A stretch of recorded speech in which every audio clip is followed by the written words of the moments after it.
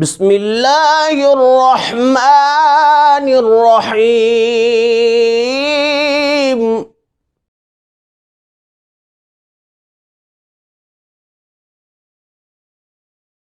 اعوذ باللہ من الشیطان الرجیم، بسم اللہ الرحمن الرحیم۔ وَإِذْ قَالَ مُوسَى لِقَوْمِهِ إِنَّ اللَّهَ يَأْمُرُكُمْ أَن تَذْبَحُوا بَقَرَةً، اور جب موسیٰ علیہ السلام نے اپنی قوم سے کہا، اے میری قوم، بے شک اللہ تبارک و تعالیٰ تمہیں گائے کے ذبح کرنے کا حکم دیتا ہے۔ قَالُوا أَتَتَّخِذُنَا هُزُوًا، تو وہ قوم بولی کہ اے موسیٰ، آپ ہم سے مذاق کر رہے ہیں۔ اس پر جناب موسیٰ علیہ السلام نے فرمایا، قال اعوذ باللہ ان اکون من الجاہلین، کہ میں اللہ تعالیٰ کی پناہ چاہتا ہوں، پناہ مانگتا ہوں اس سے کہ میں جاہلوں میں سے ہو جاؤں۔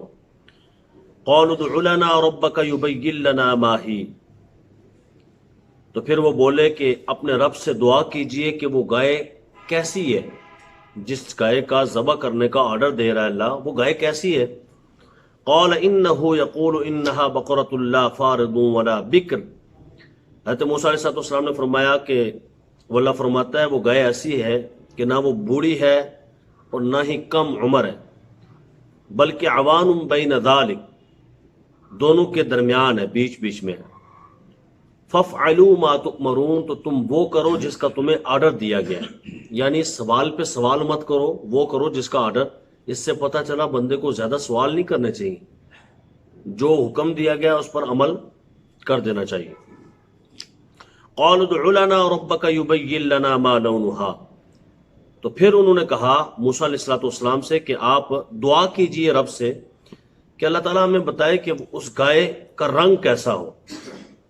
قال، ان کا اللہ تعالیٰ فرماتا ہے انہ یقول انہا بقرۃ صفراء فاقع لونہا، کہ اس کا رنگ پیلا ہو اور گہرا رنگ ہو، تسر الناظرین، دیکھنے والوں کو خوش کر دینے والا ہو۔ قال ادع لنا ربک یبین لنا ما ہی ان البقرۃ تشابہ علینا، انہوں نے کہا کہ اپنے رب سے یہ بھی دعا کیجئے کہ یہ بتائیے کہ اس کا صحیح رنگ بالکل کلیئر کر کے بتائے کہ کیسا ہو، صاف صاف بیان کرے۔ کیوں؟ ان البقرۃ تشابہ علینا، ہم پر تو گائے ڈھونڈ ڈھونڈ کے تو بہت ساری گائے ایک جیسی ہو گئی، تو کیا کریں؟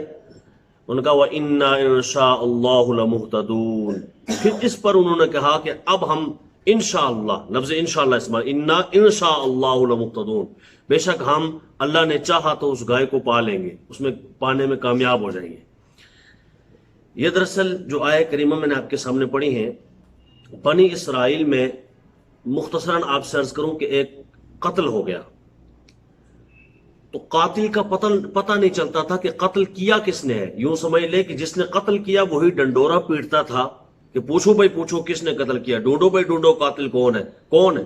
یہاں جیسے چور مچائے شور، چور چوری کر کے بعد میں کہے جی او چور کون ہے ڈھونڈو بھائی ڈھونڈو، پکڑو بھائی پکڑو، وہ خود چوری کر کے کہے۔ تو ادھر بھی یہی معاملہ ہوا کہ جس نے قتل کیا وہ کہتا تھا بھائی قاتل پکڑو، کون ہے قاتل۔ تو انہوں نے بڑی مشکل سے یہ بات حضرت موسیٰ علیہ السلام تک پہنچائی، سارے جمع ہوئے، جب قاتل نہیں مل رہا تو موسیٰ علیہ السلام سے انہوں نے آ کے عرض کی، اے موسیٰ آپ اپنے رب سے دعا کیجئے، پوچھئے کہ قاتل کون ہے، ہمیں تو پتہ نہیں چل رہا۔ تو موسیٰ علیہ السلام نے اللہ کا آرڈر دیا کہ اللہ تمہیں حکم دیتا ہے تم گائے ذبح کرو، گائے ذبح کرنے کے بعد گائے کا کوئی بھی حصہ لے کر وہ جو قتل ہوا ہے مردہ مقتول، اس کے جسم پہ مارو گے، خود اٹھ کے زندہ ہو کے بتا دے گا مجھے کس نے قتل کیا ہے۔ سبحان اللہ، بآواز بلند بھی آپ سبحان اللہ۔ اب آپ اندازہ لگائیں کہ ایک گائے ہے، گائے جانور ہے، اس جانور کا ایک حصہ مقتول پہ اللہ مارنے کا آرڈر دے رہا ہے، اور فرماتا ہے موسیٰ علیہ السلام کے ذریعے کہ اگر اس گائے کا کوئی حصہ اس مردے سے لگے گا وہ زندہ ہو جائے گا۔ بولیے اگر میں اور آپ مصطفیٰ کے ساتھ جڑ جائیں، میں اور آپ حضور کے ساتھ جڑ جائیں، ہمیں کیسی جاودانی، کیسی حیات، کیسی زندگانی نصیب ہو جائے گی، ایسی زندگانی جس پر موت کوئی نہیں۔ مطلب یہ کہ ہم انشاءاللہ ڈائریکٹ جنت چلے جائیں گے اگر حضور کے ساتھ ہو جائیں۔ اور جنت میں تو موت نہیں ہے نا، وہاں تو موت کو بھی ذبح کر دیا جائے گا، موت کو بھی ذبح کر دیا جائے گا، پھر موت نہیں، پھر چین ہی چین، سکون ہی سکون، نعمتیں ہی نعمتیں، راحتیں ہی راحتیں، اور برکتیں ہی برکتیں، ادھر کوئی پریشانی نہیں، کوئی ٹینشن نہیں، کوئی غم نہیں۔ یہاں بندہ 100 سال جیے، 200 سال جیے، اربوں خربوں سال جیے نا، پھر بھی ٹینشن کے ساتھ جیے گا، کبھی اونچ کبھی نیچ، کبھی نشیب کبھی فراز، کبھی اتار کبھی چڑھاؤ، یہ آتے رہتے ہیں۔ لیکن جب بندہ جنت چلا جائے تو وہاں نشیب و فراز نہیں ہے، وہاں تو کھانے کے لیے کسی چیز کا صرف سوچا، خیال کیا، مثلا سوچا کہ میں انگور کھاؤں تو انگور کا خوشہ ٹوٹا ہوا آپ کے پاس آ جائے گا، ایسے وہاں درخت لگا ہوا ہے، اس سے جو آپ دانا کھانا چاہیں گے کہ وہ ہونا، اگر اسی ٹائم وہ آپ کے سامنے ایسے ٹوٹ کے آپ کے سامنے آ جائے گا۔ غلاموں کی طرح، جیسا غلام نہیں نوکر حاضر ہو جاتا ہے، سبحان اللہ، اللہ تعالیٰ اس طرح نوکری لگا دے گا سب کی، جناب چلو بھائی آپ نے جو ہی، یہ تمہارا مالک ہے کیونکہ جنت میں جو آ گیا ہے۔ تو حضور علیہ السلام سے اگر ہم سچے دل سے جڑ جائیں، حضور کے کہنا ماننا شروع کر دیں، تو یقیناً ہمیں جو ہے جاودانی مل سکتی ہے۔ اور اس دنیا میں بھی ایسا نہیں ہے، دیکھیں نا یہ دنیا کی بات ہے کہ حضرت موسیٰ علیہ السلام کو آرڈر ہے کہ ایک گائے کا حصہ جسم پر مارو، وہ زندہ ہو جائے گا اور بتائے گا کس نے مجھے قتل کیا ہے۔ یار اللہ رب العالمین نے اس کو یہ طاقت دی ہے نا کہ اس جانور میں، اس کے جسم میں، اس کے حصے میں وہ اثر پیدا کرے کہ اس کا حصہ مردہ جسم پہ لگے تو اسے زندہ کر دے۔ اللہ نے یہ اثر پیدا کیا ہے۔ اگر گائے کے جسم میں یہ اثر ہے تو اللہ تعالیٰ اپنے کسی بندے میں اگر خاص اثر پیدا کر دے تو پھر کون سی قباحت ہے۔ دیکھیں معجزہ اسی کو تو کہتے ہیں کہ سمجھ نہ آئے، اگر سمجھ آ جائے تو معجزہ نہیں، سمجھ آ جائے تو کرامت نہیں۔ کرامت ولی سے ہوتی ہے، معجزہ نبی سے ہوتا ہے۔ اچھا اس سے یہ مسئلہ بھی ثابت ہو رہا ہے کہ معجزہ نبی سے ہوتا ہے، لہذا ہر ایک کے لیے معجزہ نہ ثابت کر دیا کریں۔ آج کل ٹی وی ٹاک شوز اور ادھر ادھر کہا جاتا ہے وہ جی معجزہ ہو گیا، جی کوئی معجزہ ہی ہو جائے نا، اگر تو معجزہ کیسے ہو؟ معجزہ نبی سے ہوتا ہے، بندوں سے معجزے عام بندوں سے معجزے نہیں ہوتے، خاص بندے جو اللہ کے نبی ہوتے ہیں ان سے معجزے ہوا کرتے ہیں۔ تو یہ جملہ درست نہیں ہے کہ جناب معجزہ ہو گیا ہے یا معجزہ ہو جانا چاہیے، کوئی آج معجزہ ہو جائے نا، یہ جملہ درست نہیں ہے۔ میں عرض کر رہا تھا کہ یہ واقعہ ہوا، اور پھر اسی طرح وہ ان کے جسم کا، جانور کے، گائے کے جسم کا ایک حصہ مارا گیا تو مقتول اٹھ کے زندہ ہو کے بول پڑا کہ فلاں نے مجھے قتل کیا، سبحان اللہ۔ اچھا اس کے بعد اس کے پیچھے ایک واقعہ بھی ہے۔ ایک صالح آدمی تھا، نیک آدمی تھا، اللہ کا ولی آدمی تھا، اس کا ایک چھوٹا سا بچہ تھا۔ اس کو خیال ہوا کہ یار میں تو اب آخری عمر میں وہ مر جاؤں گا، اور میرے مرنے کے بعد میرا یہ بچہ ہے، اور ٹوٹل کل کائنات ہماری یہ گائے ہے، یہ گائے اگر کوئی لے گیا، اس کو کچھ ہو گیا تو ہمارا کیا ہوگا؟